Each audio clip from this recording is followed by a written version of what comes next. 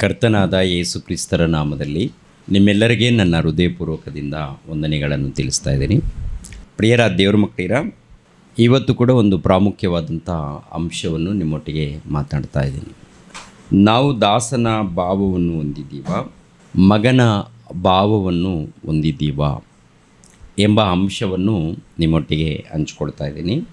ಅಂದರೆ ದಾಸನ ಭಾವವು ಯಾವ ರೀತಿ ಇರುತ್ತೆ, ಮಗನ ಭಾವವು ಯಾವ ರೀತಿ ಇರುತ್ತೆ, ಅದು ಗೊತ್ತಾದ ಮೇಲೆ ನಾವು ಯಾವುದನ್ನು ಹೊಂದಿದ್ದೀವಿ ಅನ್ನೋದು. ದೇವರ ವಾಕ್ಯಗಳಿದೆ ನೋಡಿ ಪ್ರಿಯರೇ, ಇದು ನಮ್ಮ ಆತ್ಮಗಳನ್ನು ಕಾಪಾಡುವಂಥ, ರಕ್ಷಿಸುವಂಥ ವಾಕ್ಯಗಳಾಗಿದೆ. ನಮ್ಮನ್ನು ರಕ್ಷಿಸುವಂಥದ್ದು, ನಮ್ಮನ್ನು ಕಾಪಾಡುವಂಥದ್ದು ಬೆಳ್ಳಿ ಬಂಗಾರ, ಆಸ್ತಿ, ಅಂತಸ್ತು, ಸಂಪಾದನೆ ಅಲ್ಲ. ನಮ್ಮನ್ನು ಕಾಪಾಡುವಂಥದ್ದು ದೇವರ ವಾಕ್ಯಗಳು. ವಾಕ್ಯಗಳನ್ನು ಕೇಳಿ ಗ್ರಹಿಸಿಕೊಂಡು ಅದರ ಪ್ರಕಾರ ನಡ್ಕೊಂಡ್ರೆ ನಮಗೆ ರಕ್ಷಣೆ. ಕೇಳಿದ್ದೀವಿ ಆನಂತರ ಬಿಟ್ಟಿದ್ದೀವಿ ಅಂತ ತಿಳ್ಕೊಳ್ಳಿ, ನಮಗೆ ರಕ್ಷಣೆ ಬರುತ್ತಾ? ರಕ್ಷಣೆ ಬರಲ್ಲ. ನಾವು ರಕ್ಷಣೆ ಹೊಂದಬೇಕು. ಎರಡನೇದಾಗಿ, ನಮ್ಮ ಜೊತೆಯಲ್ಲಿ ಯಾರಿದ್ದಾರೆ ಮನೆಯಲ್ಲಿ, ಅವರು ಕೂಡ ರಕ್ಷಣೆ ಹೊಂದಬೇಕು. ತಂದೆ ನಮ್ಮೆಲ್ಲರಿಗೆ ದೇವರು ಎಲ್ಲರನ್ನ ಉದ್ದೇಶಿಸಿ ಮಾತಾಡ್ತಾರೆ, ಒಬ್ಬರನ್ನ ಉದ್ದೇಶಿಸಿ ಮಾತಾಡಲ್ಲ. ಹೌದಲ್ವ? ನನಗೂ ವರ್ತಿಸುತ್ತೆ, ನಿಮಗೂ ವರ್ತಿಸುತ್ತೆ. ದೇವರ ವಾಕ್ಯ ನನಗೂ ಬೇಕು, ನಿಮಗೂ ಬೇಕು. ತಂದೆಯಾದ ದೇವರು ಯಾರನ್ನು ಪ್ರೀತಿಸ್ತಾರೋ ಅವರನ್ನು ಏನು ಮಾಡ್ತಾರೆ ಹೇಳಿ? ಖಂಡಿಸ್ತಾರೆ, ಎಚ್ಚರಿಸ್ತಾರೆ, ಬುದ್ಧಿ ಮಾತುಗಳನ್ನು ಹೇಳ್ತಾರೆ. ನಾವು ಖಂಡಿಸಿದಾಗ ಏನು ಮಾಡಬೇಕು? ಆಯಿತು ತಂದೆ, ಆಯಿತು ದೇವರೇ, ನೀವು ಹೇಗೆ ಹೇಳ್ತೀರ ನಾನು ಹಾಗೆ ಬದುಕ್ತೀನಿ ಅಂತೇಳಿ ನಾವು ಅವ್ರ ಮಾತಿಗೆ ನಾವು ಏನಾಗಬೇಕು? ವಿಧೇಯರಾಗಬೇಕು. ವಿಧೇಯರಾಗದೆ ನಾನು ಕೇಳಲ್ಲ, ನಾನು ಹೀಗೆ ಇರ್ತೀನಿ ಅಂತಂದರೆ ಯಾರು ನಷ್ಟ ಹೋಗ್ತಾರೆ ಹೇಳಿ? ನಾವೇ ತಾನೇ. ನಾವು ನಷ್ಟ ಹೋಗಬಾರ್ದು. ಈ ಲೋಕದಲ್ಲಿ ಹೊರಗಡೆ ಕಾಣುವಂಥದ್ದು ಅದು ಏನಂದರೆ ಮಾಯ. ಹೊರಗಡೆ ನೋಡುವಂಥದ್ದು ಮಾಯ. ಹೊರಗಡೆ ನೋಡುವಂಥದ್ದು, ಕಾಣುವಂಥದ್ದು ಗತಿಸಿ ಹೋಗುತ್ತೆ, ಮಾಯವಾಗುತ್ತೆ. ಅದರಲ್ಲಿ ಸುಖ ಇಲ್ಲ. ಅದರಲ್ಲಿ ಏನಿದೆ ಅಂತ ನೋಡುವಾಗ ಒಂದು ವೇಳೆ ಸುಖ ಇದ್ದರೂ ಕೂಡ ಒಂದು ಸ್ವಲ್ಪ ಹೊತ್ತು ಮಾತ್ರ. ಅದು ತಾತ್ಕಾಲಿಕವಾದದ್ದು. ಲೋಕದಲ್ಲಿ ನಾವು ನೋಡುವಂಥದ್ದು, ಅನುಭವಿಸುವಂಥದ್ದು ತಾತ್ಕಾಲಿಕವಾದಂಥದ್ದು. ಈ ಲೋಕದಲ್ಲಿ ನಾವು ಜೀವಿಸ್ತಾ ಇದ್ದೀವಿ. ಜೀವಿಸುವಂಥ ನಾವು ಶಾಶ್ವತವಾದಂಥ ಪರಿಷ್ಕಾರವನ್ನು, ಶಾಶ್ವತವಾದಂಥ ಒಂದು ರಕ್ಷಣೆಯನ್ನು ನಾವು ಹೊಂದಬೇಕಾದರೆ ಪ್ರಿಯರಾದ ಮಕ್ಕಳಿರ, ದೇವರು ಎಲ್ಲದಕ್ಕೆ ಅನುಕೂಲ ಮಾಡಿಕೊಟ್ಟಿದ್ದಾರೆ. ಎಲ್ಲ ರೀತಿಯಲ್ಲಿ ಅನುಕೂಲ ಮಾಡಿಕೊಟ್ಟಿದ್ದಾರೆ. ದೇವರು ಎತ್ತ ತಂದೆ ನಮಗೋಸ್ಕರ ಏನೇನು ಮಾಡಬೇಕೋ ಎಲ್ಲ ಮಾಡಿದ್ದಾರೆ. ಅದನ್ನು ಕಾಪಾಡಿಕೊಳ್ಳುವಂಥದ್ದ ಅಥವಾ ಬಿಡುವಂಥದ್ದ, ಕಾಪಾಡಿಕೊಳ್ತೀವ ಅಥವಾ ನಾಶ ಮಾಡ್ಕೊಳ್ತೀವ ಅನ್ನೋದನ್ನು ನಮ್ಮ ಕೈಯಲ್ಲಿದೆ, ನಮ್ಮ ಪ್ರವರ್ತನೆಯಲ್ಲಿದೆ. ಇವಾಗ ಯೇಸು ಪ್ರಭು ಆಗಿರ್ಬೋದು, ಅಪೋಸ್ತಲರು ಆಗಿರ್ಬೋದು, ಇಲ್ಲ ಭಕ್ತರು ಆಗಿರ್ಬೋದು, ಅವರೆಲ್ಲರೂ ನೋಡುವಾಗ ತಮ್ಮ ತಮ್ಮ ಆತ್ಮಗಳನ್ನು ಕಾಪಾಡಿ ಆನಂತರ ಕುಟುಂಬವನ್ನು, ಹೊರಗಡೆ ಇದ್ದವರನ್ನು ಕಾಪಾಡಿಕೊಳ್ಳೋದಕ್ಕೇ ಅವರ ಜೀವನ ಪಣವಾಗಿಟ್ಟಿದ್ದಾರೆ. ಎಲ್ಲಿ ಕೂಡ ವ್ಯರ್ಥವಾಗಿ ಅವರು ಬದುಕಿಲ್ಲ. ಸಮಯವನ್ನು, ಆರೋಗ್ಯವನ್ನು, ತಮ್ಮ ಜೀವಿತವನ್ನು ದೇವ್ರಿಗೋಸ್ಕರ ಪಣವಾಗಿ ಇಟ್ಟಿದ್ದಾರೆ. ಅವರನ್ನು ನೋಡಿ ನಾವು ಕಲಿಬೇಕು. ವಾಕ್ಯಗಳನ್ನು ನಾವು ಮನಸ್ಫೂರ್ತಿಯಿಂದ ಅಂಗೀಕರಿಸಬೇಕು. ನಾವೇನಪ್ಪ ಅಂದರೆ ಕೇಳ್ತೀವಿ, ಕೇಳಿದ ಮೇಲೆ ಚೆನ್ನಾಗಿದೆ, ಹೊಸ ವಿಷಯಗಳು ಹೇಳಿದ್ದಾರೆ, ಅದಕ್ಕೆ ದೇವರು ಸ್ತೋತ್ರವಾಗಿ ಕೇಳಿದ್ದೀವಿ, ಹೃದಯಕ್ಕೆ ಸಂತೋಷವಾಗಿದೆ. ಕೊನೆಯದಾಗಿ ಒಂದು 2 ಮಾರ್ಕ್ಗಳನ್ನು ಹಾಕಿ, ಚೆನ್ನಾಗಿದೆ ಬ್ರದರ್, ಈ ವಾರ ಸೂಪರು, ಸುನೀಲ್ ಬ್ರದರ್ ಅದ್ಭುತವಾಗಿ ಹೇಳಿದ್ದಾರೆ, ಚೆನ್ನಾಗಿದೆ, ರಾಮು ಬ್ರದರ್ ಚೆನ್ನಾಗಿ ಹೇಳಿದ್ದಾರೆ, ಓಕೆ. ನಮ್ಮ ಜೀವನದಲ್ಲೇನು, ನಮ್ಮ ಬದುಕಿಗೆ ಏನದು ಹೇಳಿದ ಮೇಲೆ ಹೃದಯದಲ್ಲಿ ಇದೆಯಾ? ಇದ್ದ ಮೇಲೆ ಅದು ಹೃದಯದಲ್ಲಿ ವಾಕ್ಯದ ಪ್ರಕಾರ ನಾವು ಬದಲಾಗ್ತಾ ಇದ್ದೀವ ಅಥವಾ ಮಾತುಗಳನ್ನು ಗಾಳಿಗೆ ಬಿಡ್ತಾ ಇದ್ದೀವ? ಹೊರಗಡೆ ಬಿಡ್ತಾ ಇದ್ದೀವ? ಹೊರಗಡೆ ಆಲ್ರೆಡಿ ಸೈತಾನನ್ನು ಕಾದುಕೊಂಡಿದ್ದಾನೆ. ಬಿತ್ತಲ್ಪಟ್ಟಿರುವಂಥ ವಾಕ್ಯಗಳನ್ನು ಅವನು ಎತ್ಕೊಂಡು ಹೋಗ್ತಾನೆ. ಅದನ್ನು ಎತ್ಕೊಂಡು ಹೋಗದಂತೆ ನಾವು ಹೇಗೆ ಬಿಗಿಯಾಗಿ ಇಡೋದಕ್ಕೆ ಕಾರಣ, ಹೇಗೆ ಬಿಗಿಯಾಗಿ ಇಡ್ತೀವಿ ಇಲ್ಲ ಬಿಗಿಯಾಗಿ ಇಟ್ಕೊಳ್ತೀವಿ ಅಂತ ನೋಡುವಾಗ ಕೇಳಿರುವಂಥ ವಾಕ್ಯಗಳನ್ನು ಮತ್ತೊಂದು ಸಾರಿ ಹೃದಯದಲ್ಲಿ ಇದೆಯಾ ಇಲ್ವ ಅಂತ ಚೆಕ್ ಮಾಡ್ಕೋಬೇಕು. ಅದರ ಪ್ರಕಾರ ನಾವು ನಡೀತಾ ಇದ್ದೀವಾ ಇಲ್ವ ಅಂತೇಳಿ ನಾವು ಚೆಕ್ ಮಾಡ್ಕೋಬೇಕು. ಇನ್ನೊಬ್ಬರ ವಿಷಯದಲ್ಲಿ ನಾವು ಯೋಚನೆ ಮಾಡಿದ್ರೆ ನಾವು ಮೋಸ ಹೋಗ್ತೀವಿ. ನಮ್ಮ ಜೀವನದಲ್ಲಿ ಏನು ನಡೀತಾ ಇದೆಯಾ ಅಂತೇಳಿ ನಮ್ಮನ್ನು ಕುರಿತು ನಮಗೆ ಕ್ಲಾರಿಟಿ ಇರಬೇಕು. ಇನ್ನೊಬ್ಬರ ಬಗ್ಗೆ ಅಲ್ಲ, ನಮ್ಮ ಬದುಕುಗಳು ಹೇಗಿದೆ ಅಂತ ನಮ್ಮನ್ನು ಕುರಿತು ನಮಗೆ ಗೊತ್ತಿರಬೇಕು. ಪ್ರಿಯರ ದೇವ್ರ ಮಕ್ಕಳಿರ, ಇವತ್ತು ಪ್ರಪಂಚ ದೇಶದಲ್ಲಿ ಕ್ರೈಸ್ತರು ಬಹಳ ಮಂದಿ ಇದ್ದಾರೆ. ಎಷ್ಟು ಮಂದಿ ಇದ್ದಾರೆ? 350 ಕೋಟಿಯಿಂದ 400 ಕೋಟಿ ತನಕ ಕರೆಯಲ್ಪಡ್ತಾ ಇದ್ದಾರೆ, ಹೌದಲ್ವಾ? 350 ಕೋಟಿಯಿಂದ 400 ಕೋಟಿ ತನಕ ಕರೆಯಲ್ಪಡ್ತಾ ಇದ್ದಾರೆ. ಅದರಲ್ಲಿ ನಿಜವಾಗ್ಲೂ ದೇವರ ದೃಷ್ಟಿಯಲ್ಲಿ ಬಿದ್ದಂಥ ನಿಜವಾದ ಕ್ರೈಸ್ತರೆಷ್ಟು ಅಂದರೆ ಬಹಳ ಕಡಿಮೆ. ಸಮಾಜದಲ್ಲಿ ಹೆಸರಿದೆ, ದೇವರ ದೃಷ್ಟಿಯಲ್ಲಿ ಹೆಸರಿದೆಯಾ ಇಲ್ವ ಅಂತ ನೋಡುವಾಗ ದೇವರು ಹೇಳ್ತಾರೆ, ನೀವು ಅಂದರೆ ನೀವು ಜೀವಿಸುವಂಥ ಹೆಸರು ಮಾತ್ರ ಇದೆ, ಅಂದರೆ ಕ್ರೈಸ್ತರು ಎಂದು ಹೆಸರಿದೆ, ನನ್ನ ದೃಷ್ಟಿಯಲ್ಲಿ ನೀವು ಶವಗಳು ಅಂತ ಹೇಳಿದ್ದಾರೆ. ಜೀವಿಸುವವರು ಹೇಗಿರ್ತಾರಂತ ನೋಡುವಾಗ ಅಪೊಸ್ತಲರಿದ್ದಾರಲ್ಲ, ದೇವರ ದೃಷ್ಟಿಯಲ್ಲಿ ಜೀವಿಸುವವರು. 1ನೇ ಶತಮಾನದಲ್ಲಿ ಕ್ರೈಸ್ತರಿದ್ದಾರಲ್ಲ, ದೇವರ ದೃಷ್ಟಿಯಲ್ಲಿ ಅವರು ಜೀವಿಸುವವರು. ಈ ಕಾಲದಲ್ಲಿ ಜೀವಿಸುವವರು ಅಂದಾಗ ಈ ವಾಕ್ಯಗಳು ಏನು ಹೇಳುತ್ತೋ ಅದರ ಪ್ರಕಾರ ಯಾರು ನಡ್ಕೊಳ್ತಾರೋ ಅವರು ಜೀವಿಸುವವರು ಅಂತ. ನಾವು ನಿಜವಾದ ಕ್ರೈಸ್ತರು ಅಂತೇಳಿ ನಮಗೆ ಅರ್ಥ ಆಗುತ್ತೆ. ನಿಮ್ಮ ಮನಸ್ಸಿಗೆ ನಿಮಗೆ ಅರ್ಥ ಆದರೆ ಸಾಕು. ಪ್ರಿಯರ ದೇವ್ರ ಮಕ್ಕಳಿರ, ಈ ಕಾಲದಲ್ಲಿ ತಿಳ್ಕೊಳ್ಬೇಕಾದಂಥ ವಿಷಯಗಳು ಬಹಳ ಇದೆ.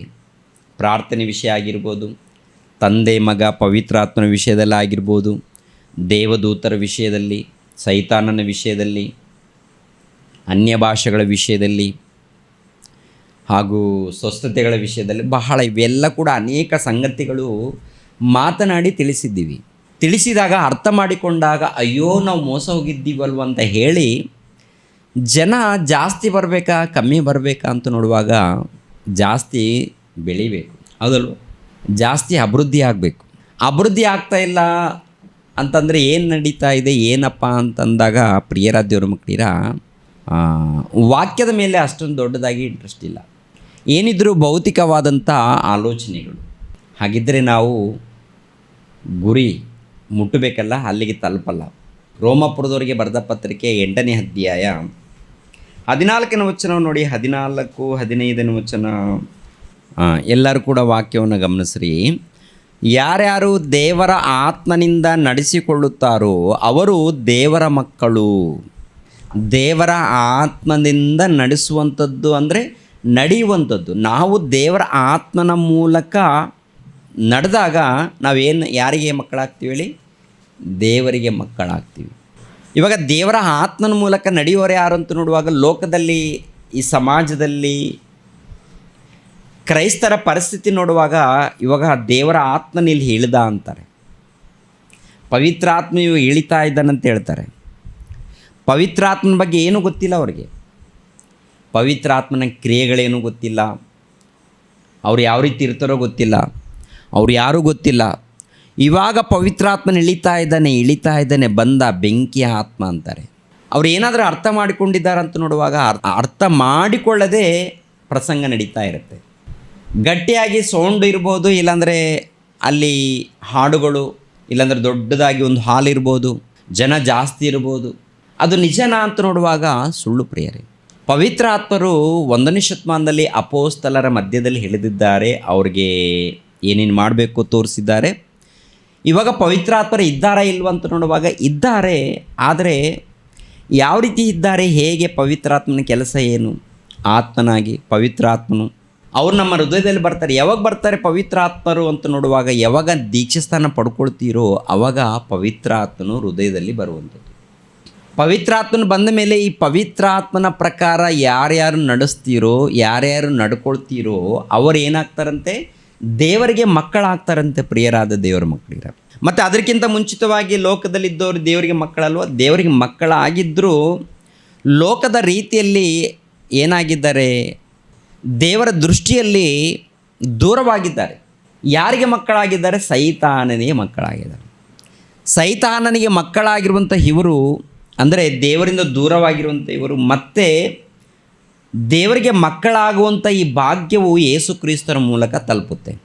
ಈ ಒಂದು ಭಾಗ್ಯ ಹೇಗೆ ಸಿಗುತ್ತೆ ಅಂದರೆ, ಮೊಟ್ಟ ಮೊದಲು ಕ್ರಿಸ್ತನ ರಾಜ್ಯ ಸುವಾರ್ತೆಯನ್ನು ಕೇಳಿದ ಮೇಲೆ ಹೃದಯದಲ್ಲಿ ಒಪ್ಪಿಕೊಂಡ ನಂತರ ಅವಾಗ ಬ್ಯಾಪ್ಟಿಸಮ್ ತೊಗೊಳ್ತೀವಲ್ವ, ದೀಕ್ಷಾಸ್ನಾನ ಮಾಡ್ಕೊಳ್ತೀವಿ, ಅವಾಗ ದೇವರಿಗೆ ಮಕ್ಕಳಾಗುವಂಥ ಭಾಗ್ಯ ಬಂದಿದೆ. ಆ ದೇವರಿಗೆ ಮಕ್ಕಳಾಗುವಂಥ ಭಾಗ್ಯ ಬಂದ ಮೇಲೆ ಆ ಒಂದು ಹೆಸರನ್ನು, ಅಂದರೆ ದೇವರಿಗೆ ಮಕ್ಕಳಾಗಿದ್ದೀವಿ ಎನ್ನುವಂಥದ್ದನ್ನು ನಾವು ಉಳಿಸ್ಕೊಳ್ಬೇಕಾದ್ರೆ ಪವಿತ್ರಾತ್ಮನ ಒಂದು ಮಾರ್ಗದಲ್ಲಿ ಅಂದರೆ ಪವಿತ್ರಾತ್ಮನ ಅನ್ಯೋನ್ಯತೆಯಲ್ಲಿ ನಡಿಬೇಕಂತೆ. ಪವಿತ್ರಾತ್ಮನ ಮೂಲಕ ಯಾರ್ಯಾರು ನಡೆಸ್ತೀರೋ, ಯಾರ್ಯಾರು ನಡ್ಕೊಳ್ತೀರೋ ಅವರು ಯಾರಿಗೆ ಮಕ್ಕಳಾಗ್ತಾರಂತ ನೋಡುವಾಗ ದೇವರಿಗೆ ಮಕ್ಕಳು. ಅದನ್ನೇ ಹೇಳಿದ್ದಾರೆ ಇಲ್ಲಿ. ಯಾರ್ಯಾರು ದೇವರ ಆತ್ಮನಿಂದ ನಡೆಸಿಕೊಳ್ಳುತ್ತಾರೋ ಅವರು ದೇವರ ಮಕ್ಕಳು. ಫಿಲಿಪ್ಪಿಯವರಿಗೆ ಬರೆದ ಪತ್ರಿಕೆ 2ನೇ ಅಧ್ಯಾಯ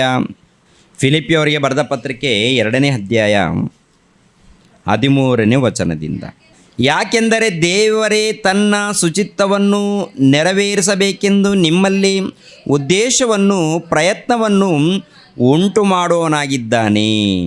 ಪವಿತ್ರಾತ್ಮನ ಮೂಲಕ ನಾವು ನಡೆಸ್ತಾ ಇದ್ದೀವಿ, ನಾವು ನಡ್ಕೊಳ್ತಾ ಇದ್ದೀವಿ ಅಂದರೆ ಗುಣಗುಟ್ಟದೆಯೂ ವಿವಾದವಿಲ್ಲದೆಯೂ ಎಲ್ಲವನ್ನು ಮಾಡಿರಿ ಅಂತಾರೆ. ಅಂದರೆ ಗುಣಗುಟ್ಟಿಕೊಂಡು ನೀವು ಏನು ಕೆಲಸ ಮಾಡಿದ್ರೂ ಅದೆಲ್ಲ ಕೂಡ ಎಲ್ಲಿಗೆ ಹೋಗುತ್ತೆ ಹೇಳಿ? ಆ ಕೆಲಸ ಎಲ್ಲ ಕೂಡ ಎಲ್ಲಿಗೆ ಹೋಗುತ್ತೆ? ಏನು ಕೆಲಸ ಮಾಡಿದ್ರೂ ಕೂಡ ಅದಕ್ಕೆ ಪ್ರತಿಫಲ ಇಲ್ಲ. ನೀವು ಸುವಾರ್ತೆ ಮಾಡಿದ್ದೀರಾ, ಗುಣಗುಟ್ಟಿದ್ದೀರಾ ಅಂತ ತಿಳ್ಕೊಳ್ಳಿ. ಗುಣಗುಟ್ಟಿಕೊಂಡು ಇಲ್ಲ ಮನೆಯಲ್ಲಾಗ್ಬೋದು, ಹೊರಗಡೆ ಆಗ್ಬೋದು, ಇಲ್ಲ ಸಭೆಯಲ್ಲಾಗ್ಬೋದು, ಇಲ್ಲ ಕುಟುಂಬದಲ್ಲಾಗಿರ್ಬೋದು, ಇಲ್ಲ ಹೊರಗಡೆ ಸ್ನೇಹಿತರೆಲ್ಲ ಆಗಿರ್ಬೋದು. ಯಾರಲ್ಲಿ ನಾವು ಗುಣಗುಟ್ಟಬಾರ್ದ?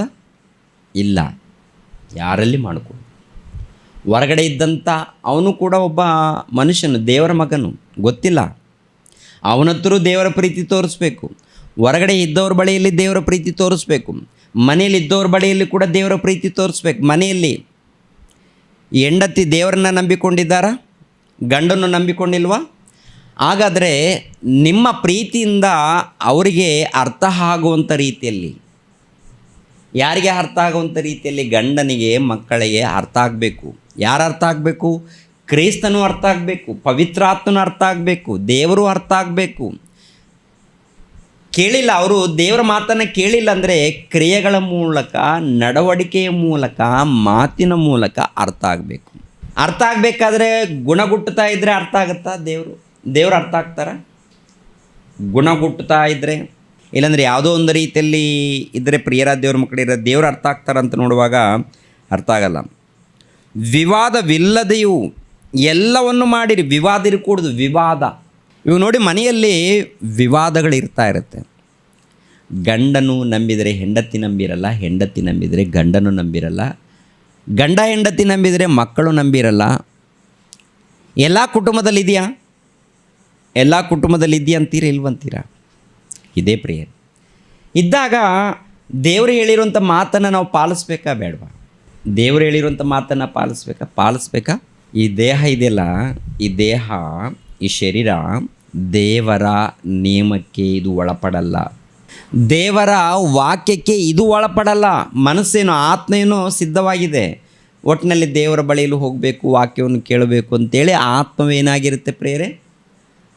ಒಪ್ಪಿಕೊಳ್ಳುತ್ತಿಲ್ಲ ಅಂತಲ್ಲ, ಆತ್ಮ ಒಪ್ಪಿಕೊಳ್ಳುತ್ತೆ. ಆದರೆ ಈ ದೇಹ ಇದೆಯಲ್ಲ, ಈ ದೇಹ ಒಳ್ಳೆಯದಲ್ಲ ಅಂತ ಹೇಳ್ತೀನಿ. ಒಂದು ಅಂಶ ಯಾವುದಪ್ಪ ಅಂದರೆ, ನಿನ್ನನ್ನು ಗೋಳಾಡುವಂತೆ ಮಾಡುವಂಥದ್ದು ಯಾರು? ನಿನ್ನನ್ನು ಗೋಳಾಡುವಂತೆ ಮಾಡುವಂಥದ್ದು ಒಂದಿದೆ ಅಂಥೇಳಿ ಒಂದು ಅಂಶ ಮಾತಾಡಿದ್ದೀನಿ. ಅದು ಬೇರೆ ಯಾವುದಲ್ಲ, ಬೇರೆ ಯಾರೂ ಅಲ್ಲ, ನೀನು ಧರಿಸಿಕೊಂಡಿರುವಂಥ ನಿನ್ನ ಶರೀರ ಏನಪ್ಪ ಅಂತ ನೋಡುವಾಗ, ನೀವು ಅಂದರೆ ಶರೀರ ಅಂದರೆ ನಾವು ಅಂದ್ಕೊಳ್ತೀವಿ, ಶರೀರ ನಾವಲ್ಲ, ಒಳಗಡೆ ಆತ್ಮ ನಾವು. ಈ ಆತ್ಮ ಒಳಗಡೆ ನಾವಾಗಿರುವಾಗ ಆತ್ಮ ದೇವರ ಮೂಲಕ ಬಂದಿರುವಂಥದ್ದು. ಈ ಆತ್ಮವನ್ನು ವಂಚಿಸುವಂಥದ್ದಿದು. ಅದಕ್ಕೆ ಪೇತ್ರನು ಬರೆದ ಪತ್ರಿಕೆಯಲ್ಲಿ ಒಂದು ಮಾತಿರುತ್ತೆ ನೋಡಿ, ಆ ಮಾತು ಎಷ್ಟು ಚೆನ್ನಾಗಿರುತ್ತೋ. ಪೇತ್ರನು ಬರೆದ ಮೊದಲನೇ ಪತ್ರಿಕೆ 2ನೇ ಅಧ್ಯಾಯ 11ನೇ ವಚನ. ಪ್ರಿಯರೇ, ನೀವು ಪ್ರವಾಸಿಗಳು ಪರದೇಶಸ್ಥರು ಆಗಿರುವ ನೀವು ನಿಮ್ಮ ಆತ್ಮದ ಮೇಲೆ ಯುದ್ಧ ಮಾಡುವ ಶಾರೀರಿಕ ಅಭಿಲಾಷೆಗಳಿಗೆ ದೂರವಾಗಿರಬೇಕೆಂದು ನಿಮ್ಮನ್ನು ಎಚ್ಚರಿಸುತ್ತೇನೆ. ನಿಮ್ಮ ನಡವಳಿಕೆಯು ಅನ್ಯಜನರ ಮಧ್ಯದಲ್ಲಿ ಯೋಗ್ಯವಾಗಿರಲಿ. ಆಗ ಅವರು ಯಾವ ವಿಷಯದಲ್ಲಿ ನಿಮ್ಮನ್ನು ಅಕ್ರಮಗಾರರೆಂದು ನಿಂದಿಸುತ್ತಾರೋ ಆ ವಿಷಯದಲ್ಲಿಯೇ ನಿಮ್ಮ ಸತ್ಕ್ರಿಯೆಗಳನ್ನು ಕಣ್ಣಾರೆ ಕಂಡು ವಿಚಾರಣೆ ದಿನದಲ್ಲಿ ದೇವರನ್ನು ಕೊಂಡಾಡುವರು. 11ನೇ ವಚನದಲ್ಲಿ ನೋಡುವಾಗ ಆತ್ಮದ ಮೇಲೆ ಯುದ್ಧ ಮಾಡುವ ಶಾರೀರಿಕ ಅಭಿಲಾಷೆಗಳಿಗೆ ದೂರವಾಗಿರಿ. ದೇಹಕ್ಕೆ ಸಂಬಂಧಪಟ್ಟಂಥ ಅಭಿಲಾಷೆಗಳು ಆತ್ಮದ ಮೇಲೆ ಯುದ್ಧ ಮಾಡ್ತಾ ಇದೆ ಅಂತೆ. ಆತ್ಮದ ಮೇಲೆ ಯುದ್ಧ ಅಂದರೆ ಶಾರೀರಿಕವಾದಂಥ ಅಭಿಲಾಷೆಗಳು ಅಂದರೆ ಕೋರಿಕೆಗಳು. ಶಾರೀರಕ್ಕೆ ಸಂಬಂಧಪಟ್ಟಂಥ ಕೋರಿಕೆಗಳು, ಶಾರೀರಕ್ಕೆ ಸಂಬಂಧಪಟ್ಟಂಥ ಅಭಿಲಾಷೆಗಳು ಯಾವುದ್ರ ಮೇಲೆ ಯುದ್ಧ ಮಾಡುತ್ತೆ ಅಂತ ನೋಡುವಾಗ ಆತ್ಮದ ಮೇಲೆ. ಯಾವ ಆತ್ಮದ ಮೇಲೆ ಅಂತ ನೋಡುವಾಗ ನಿಮ್ಮ ಆತ್ಮದ ಮೇಲೇ. ನಿಮ್ಮ ಆತ್ಮ ಒಳಗಡೆ ನೀವು ಇದ್ದೀರಲ್ಲ, ಒಳಗಡೆ ಯಾವ ರೀತಿ ಇದ್ದೀರಾ, ನೀವು ಯಾವ ರೀತಿ ಇದ್ದೀರಾ, ಹೊರಗಡೆ ಕಾಣುವಂಥದ್ದು ನೀವಲ್ಲ, ಒಳಗಡೆ ಇರುವಂಥದ್ದೇ ನೀವು. ಒಳಗಡೆ ಇರುವಂಥ ನೀವಾಗಿರುವಂಥ ಆತ್ಮಕ್ಕೆ ಈ ಶರೀರ ಏನು ಮಾಡುತ್ತಂತ ನೋಡುವಾಗ ಯುದ್ಧ ಮಾಡುವಂಥದ್ದು. ಯುದ್ಧ ಬರಬೇಕಾ ಬೇಡವಾ, ಹೋಗೋಣ ಬೇಡವಾ. ಇದರಲ್ಲಿ ಒಬ್ಬರು ಕೆಟ್ಟೋದ್ರೆ ಅವರು ಏನು ಮಾಡ್ತಾರೆ, ಇನ್ನೊಂದು 4 ಮಂದಿಯನ್ನು ಒಂದು ದಾರಿಯಲ್ಲಿ ನಡೆಸ್ಕೊಂಡ್ಬಿಡ್ತಾರೆ. ಒಂದು 4 ಜನ ಒಂದಿಬ್ಬರನ್ನು ದಾರಿ ತಪ್ಪಿಸಿದಾಗ ಒಂದಿಬ್ಬರು ಇನ್ನೊಂದಿಬ್ಬರನ್ನ ದಾರಿ ತಪ್ಪಿಸ್ತಾ ಇರ್ತಾರೆ. ನಡೀತಾ ಇರುತ್ತೆ. ಪ್ರಾರಂಭದಿಂದ ಹೀಗೇನೆ ಜಗತ್ತುಂಟಾಗ್ಲಾರ್ದ ಮೊದಲೇನೆ ಹೀಗೆ. ಪರಲೋಕದಲ್ಲಿ ಒಬ್ಬನ ಕೆಟ್ಟೋದ, ಆಮೇಲೆ ಇಬ್ಬರನ್ನ ಕೆಡಿಸ್ದ, ಆಮೇಲೆ 10 ಮಂದಿನ, ಆಮೇಲೆ 100 ಮಂದಿನ. ಅಂದರೆ ಪರಲೋಕದಲ್ಲಿ ದೂತನಿದ್ದಾನಲ್ಲ, ಒಬ್ಬನ ಕೆಟ್ಟೋಗ್ತಾನೆ, ಆನಂತರ ಇಬ್ಬರು ಕೆಟ್ಟೋಗ್ತಾರೆ, ಆನಂತರ 10 ಮಂದಿ, 20 ಮಂದಿ, 100 ಮಂದಿ, 1000 ಮಂದಿ, ಕೋಟಿ ಮಂದಿ, ಆನಂತರ ದೇವರಿಗೆ ತೊಡೆ ಹೊಡಿತಾನೆ ಅವನು. ಹೌದಲ್ವ? ಸೈತಾನ್ ಬಗ್ಗೆ ಗೊತ್ತಲ್ವ? ಈ ಭಾವನೆ ಇದ್ದಾಗ ಪ್ರಿಯರ ದೇವ್ರ ಮಕ್ಕಳಿರೋ ಹೋರಾಟ ಇಲ್ಲಂತೀರ? ದೊಡ್ಡ ಹೋರಾಟ ಇರುತ್ತೆ. ನಿಮ್ಮ ಆತ್ಮವನ್ನು ನೀವು ಕಾಪಾಡ್ಕೋಬೇಕು, ನಿಮ್ಮ ಕುಟುಂಬವನ್ನು ನೀವು ಕಾಪಾಡ್ಕೊಳ್ಬೇಕು. ಇದರಿಂದ ದೊಡ್ಡ ಹೋರಾಟ, ಯುದ್ಧ ಇದೆ. ಹೊರಗಡೆ ನಡೆಯುವಂಥ ಯುದ್ಧ ಅದು ಯುದ್ಧ ಅಲ್ಲ. ನಿಜವಾದ ಯುದ್ಧ ಶರೀರಕ್ಕೂ ಆತ್ಮಕ್ಕೂ ನಡೀತಾ ಇದೆ. ಇಲ್ಲೇ ನಮ್ಮ ದೇಹದಲ್ಲೇ ಯುದ್ಧ ನಡೀತಾ ಇದೆ. ನಾವೇನು ಮಾಡ್ತೀವಿ? ನಮ್ಮನ್ನು ನಾವು ನೋಡಿಕೊಳ್ಳದೆ ಇತರರ ಬಗ್ಗೆ ಯೋಚನೆ ಮಾಡ್ತಾ ಇರ್ತೀವಿ ಪ್ರಿಯರದು. ಇದು ಏನ್ರಿ ಒಬ್ರಿಗೆ ಎಲ್ಲರಿಗಮ್ಮ? ಒಬ್ಬರಿಗೆ ಇದೆಯಾ? ಒಬ್ಬರಿಗೆ ಅಲ್ವೇ ಅಲ್ಲ, ಎಲ್ಲರಿಗೂ ಸಂಬಂಧಪಟ್ಟದ್ದು. ಓಕೆನಾ? ನಮ್ಮೊಬ್ಬರಿಗೆ ಹೇಳ್ತಾರಂತ ಯಾರೂ ಅಂದ್ಕೋಬಾರ್ದು. ನಿಮ್ಮನ್ನು ಪ್ರೀತಿಸ್ತಾ ಇದೆ. ಪ್ರೀತಿ ಇರುವುದರಿಂದನೇ ಒಂದು ಕುಟುಂಬದಗೋಸ್ಕರ ಆದರೂ ಕೂಡ ನಾನು ಹೊರಡ್ತೀನಿ. ಕೇಳಬೇಕು ಅಂತ ಆಸೆ ಇದ್ದರೆ ಅಣ್ಣ ಬನ್ನಿ ಅಂದಾಗ ಒಂದು ಕುಟುಂಬದಗೋಸ್ಕರ ಕೂಡ ಹೋಗೋದಕ್ಕೆ ನಾವು ರೆಡಿ ಇರ್ತೀವಿ. ವಾಕ್ಯಗಳನ್ನು ಕೇಳಬೇಕು, ಬನ್ನಿ ವಾಕ್ಯಗಳನ್ನು ತಿಳಿಸಿ ಅಂದಾಗ ನಾವು 10 ಕುಟುಂಬ ಇದೆಯಾ, 20 ಕುಟುಂಬ ಇದೆಯಾ, ಎಷ್ಟು ಜನ ಬರ್ತಾ ಇದ್ದಾರೆ, ನಮಗೆ ಎಷ್ಟು ಹಣ ಬರುತ್ತೆ, ಆ ಮೈಂಡಲ್ಲಿ ನಾನಿಲ್ಲ. ಆ ಮೈಂಡಲ್ಲಿ ಯಾವಾಗಲೂ ಇರಲ್ಲ ಪ್ರಿಯರೇ. ಯಾವಾಗಲೂ ಇವಾಗ ಒಂದು ವೇಳೆ ಭವನ ಇದೆಯಂದ್ರೂ ಕೂಡ ಈ ಭವನದ ಮೂಲಕ ದೇವರ ಸೇವೆ ಹೇಗೆ ಅಭಿವೃದ್ಧಿ ಮಾಡಬೇಕು, ನಾನು ದೇವರ ಜ್ಞಾನ ಹೇಗೆ ನಾನು ಪರಿಚಯ ಮಾಡಬೇಕು, ಇಂತಹ ಆಲೋಚನೆಯಲ್ಲಿ ನಾನು ಇರ್ತೀನಿ. ನಮ್ಮ ಮಕ್ಕಳು ಕೂಡ ಹೇಳೋದಷ್ಟೇ, ಹೀಗೇನೂ ಹೋಗಬೇಕು. ಸಭೆಯಲ್ಲಿ ಅಷ್ಟೇ, ನನ್ನ ಆತ್ಮೀಯರು ಯಾರಿದ್ದರೂ ಕೂಡ ನೀವು ಆತ್ಮಿಕವಾಗಿ ಬೆಳಿಬೇಕು, ಡೆವಲಪ್ ಆಗಬೇಕು. ಆತ್ಮಿಕವಾಗಿ, ಭೌತಿಕವಾಗಿ ಅಲ್ಲ. ಭೌತಿಕವಾಗಿ ಇದ್ದರೂ ಇಲ್ಲದೆ ಇದ್ದರೂ ನೀವು ಆತ್ಮಿಕವಾಗಿ ಬೆಳಿಬೇಕು, ಆತ್ಮಿಕವಾಗಿ ಉನ್ನತರಾಗಿ ಕಾಣಬೇಕು. ಪ್ರಿಯರ ದೇವ್ರ ಮಕ್ಕಳಿರ ಆಲೋಚನೆ ಮಾಡಿ. ಏನು ಬರೆಯಲ್ಪಟ್ಟಿದೆ ಇಲ್ಲಿ? ಪ್ರಿಯರೇ, ಪ್ರವಾಸಿಗಳು ಪರದೇಶಸ್ಥರು ಆಗಿರುವ ನೀವು ನಿಮ್ಮ ಆತ್ಮದ ಮೇಲೆ ಯುದ್ಧ ಮಾಡುವ ಶಾರೀರಿಕ ಅಭಿಲಾಷೆಗಳಿಗೆ ದೂರವಾಗಿರಬೇಕೆಂದು ನಿಮ್ಮನ್ನು ಎಚ್ಚರಿಸುತ್ತೇನೆ. ನಿಮ್ಮ ನಡವಳಿಕೆಯು ಅನ್ಯ ಜನರ ಮಧ್ಯದಲ್ಲಿ ಯೋಗ್ಯವಾಗಿರಲಿ. ನಡವಳಿಕೆ ಅನ್ಯ ಜನರ ಮಧ್ಯದಲ್ಲಿ ಯೋಗ್ಯವಾಗಿ ಕಾಣಬೇಕಾ? ಮತ್ತು ಕುಟುಂಬದಲ್ಲಿ ಯೋಗ್ಯವಾಗಿ ಕಾಣಬೇಕು. ಅವರ ಮಧ್ಯದಲ್ಲಿ, ಸಭೆಯಲ್ಲಿ, ಎಲ್ಲದರಲ್ಲಿ ದೇವರು ನೋಡ್ತಾ ಇರ್ತಾರೆ. ಅಮ್ಮ ನೋಡ್ತಾರಾ? ಅಯ್ಯ ನೋಡ್ತಾರಾ? ಎಲ್ಲರನ್ನೂ ನೋಡ್ತಾರೆ. ನಾವು ಇಲ್ಲಿ ಯಾಕೆ ಬರ್ತಾಯಿದ್ದೀವಿ ಅಂದರೆ ವಾಕ್ಯಗಳನ್ನು ಕಲಿಯೋದಕ್ಕೆ ಬರ್ತಿದ್ದೀವಿ. ಬೇರೆ ರಾಜಕೀಯ ಬೇಡ ನಮಗೆ, ಹೌದಲ್ವ? ಏನು ಬೇಡ, ದೇವರು ಬೇಕು, ಯೇಸು ಪ್ರಭು ಬೇಕು, ನಮಗೆ ಅವರ ಜ್ಞಾನ ಬೇಕು, ಅವರ ಜ್ಞಾನದಲ್ಲಿ ನಾವು ಬೆಳಿಬೇಕು. ಲೌಕಿಕವಾದದ್ದು ಬೇಡ. ಲೌಕಿಕವಾದದ್ದು ಇದ್ದರೆ ನಾವು ಖಂಡಿತವಾಗಿ ಹಾಳಾಗ್ತೀವಿ. ಖಂಡಿತ, ಡೌಟ್ ಇಲ್ಲ ರೀ. ದೇವರ ವಚನ ಇದೆಯಲ್ಲ, ಯೇಸು ಪ್ರಭು ಮಾತಂದರೆ ಮಾತು, ಅದ್ಭುತವಾದಂಥ ಮಾತು. ಯೇಸು ಕ್ರಿಸ್ತರನ್ನು ಅಪ್ಪಿಕೊಳ್ಳೋಣ, ಅವರ ಧ್ಯಾನದಲ್ಲಿ ಇರೋಣ, ಅವ್ರು ಏನು ಹೇಳ್ತಾರೋ ಆ ಮಾತಿಗೆ ಒಳಪಡೋಣ. ಪ್ರಿಯರ ದೇವ್ರ ಮಕ್ಕಳಿರ, ಮತ್ತೆ ಬನ್ನಿ ರೋಮಾಪುರದವರಿಗೆ ಬರೆದ ಪತ್ರಿಕೆ 8ನೇ ಅಧ್ಯಾಯ 14. ಯಾರ್ಯಾರು ದೇವರ ಆತ್ಮನಿಂದ ನಡೆಸಿಕೊಳ್ಳುತ್ತಾರೋ ಅವರು ದೇವರ ಮಕ್ಕಳು.